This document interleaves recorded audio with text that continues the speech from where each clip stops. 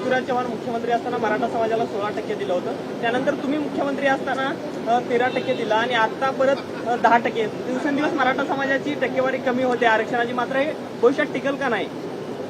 पहिली गोष्ट तर अशी आहे की 16% जे आरक्षण दिलं होतं ते माननीय न्यायालयाने नाकारलं. पुन्हा आपण 16% दिलं होतं ते न्यायालयाने 12 आणि 13% हे लॉजिकली त्यावेळी केलं होतं.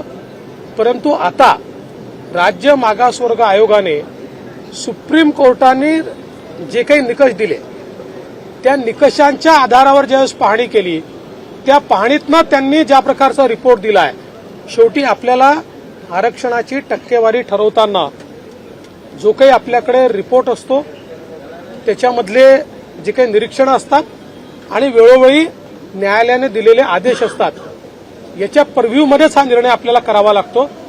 जसं ईडब्ल्यूएसला देखील 10% आरक्षण देण्यात आलं तसंच एसईबीसीलाही 10% आरक्षण देण्यात आलेलं आहे. एबीपी माझा, उघडा डोळे बघा नीट.